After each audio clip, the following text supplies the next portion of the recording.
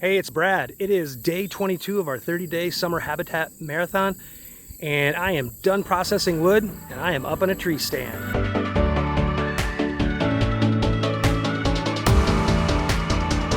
So I have several projects today, and one of them I've already completed, and that is to get the brush hog back on the tractor. And we took care of a couple places that needed to be brush hogged, especially after we got all those logs out of the bottom of the hill, and some areas we're going to see in just a little bit by some of my tree stands that I haven't even touched for quite a while. So my goals today are to get to all of my tree stands and take care of all the preseason work that needs to be done, whether it's maintaining the stands or clearing shooting lanes or all the things related to that. So I am up in a tree stand for the first time since the middle of October in 2024.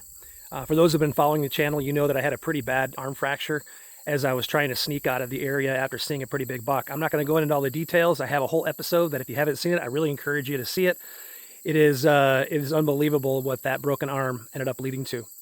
But again, being up in a stand for the first time in a while, it is actually really good to be up here. If I had a choice between being in a tree stand and a blind, hands down, I'd be up in a tree stand. I love the visibility. And as you're looking at right now, this is the area that I've been working on with all those ash trees that I've been taking down and processing. It is just so awesome to be up here and have this view, getting a nice breeze blowing after all that heat and humidity.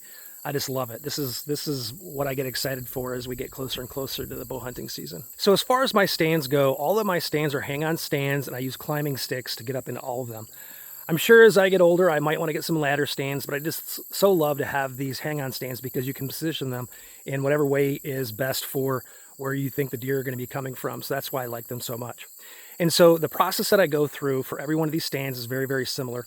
And we'll use this particular stand as an example of the process I go through. So the very first thing that I do at every stand is I make sure that I have my access cleared to that stand.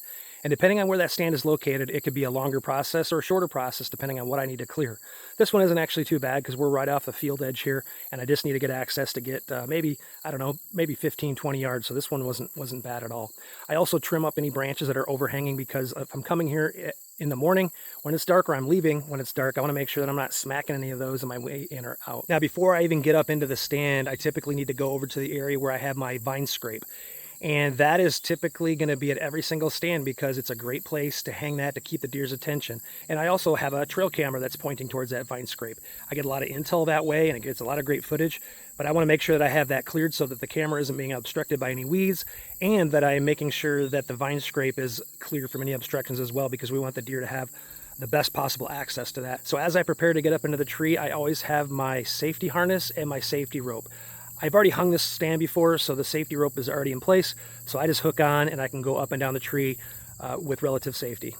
Now, since I'm on private property here, I have the ability to screw things into the tree. Now, I don't really enjoy doing that very often, but with my stands, in addition to having the straps for all the climbing sticks, I also drill holes into every single section, and I screw 4-inch screws into the tree as an extra layer of safety.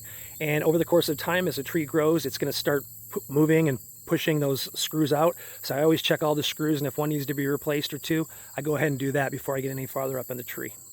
So before I get up into the tree stand, I make sure that anything that's securing that tree stand to the tree is in good operational order. If it isn't, I will go ahead and replace either a ratchet strap or anything else that's securing that. And once I'm confident that everything is safe, I'll get up into the tree stand, make sure I've secured my safety line, and then I'm good to go. Then after that, I'll check to see if all my accessory things are in still good working order, for everything from my bow holder to my gear holder and any other hooks that I use to attach any items. A lot of times, again, the tree sometimes will work these screws out, so I have to make sure that either I sink them in deeper or move them to another spot. In this case, everything looked like it was in pretty good shape. So after everything's secure up in the tree stand itself, then I use my rope hoist and I pull up anything that I could use for any further maintenance. In this case, I am bringing up my seat cushion that I'm going to attach back to the seat, and then I'm pulling up my tree pruning saw that I can use for either clearing shooting lanes or clearing other obstructions, particularly in areas where I'm pulling up my bow back and forth so I'm not hitting any branches or getting it caught up. In this case, I didn't really have a lot of pruning to do because this stand is primarily used during the rut. And I know that I typically have told people that I don't like hunting on a food plot because your potential for spooking deer, it's harder to get in and out. This is really an ideal spot because I am kind of hidden by some of the trees where the deer typically come into the field. And so I really don't want to prune up anything over here because it really blocks the view from both the deer, and I can't see them right away, but it is a great way for me to ambush the deer. So there's nothing that I really have to prune up here. So I took a pretty nice buck here in 2022 doing exactly what I'm talking about, where he came out of the woods and started walking along that wood line and gave me a perfect 30-yard shot.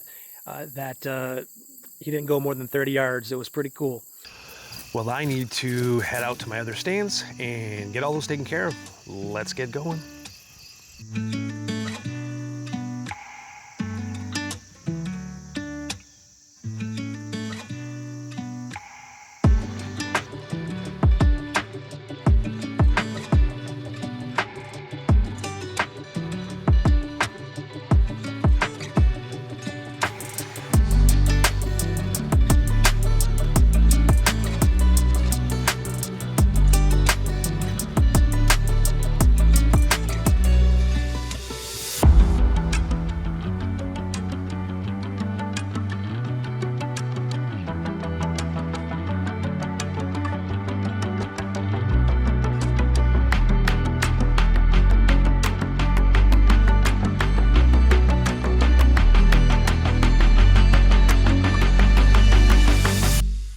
All right, well, we finished up all of our tree stands. I'm just pumped to have all that done.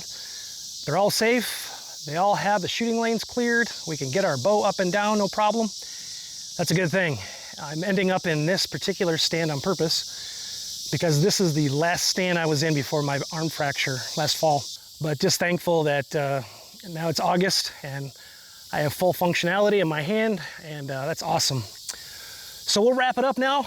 Tomorrow's episode is going to be pretty cool because I'm going to show you from start to finish how to put up a vine scrape. I know I fixed one on a couple episodes ago, but I have a couple that need to be replaced, so I'm going to go show you how to do that.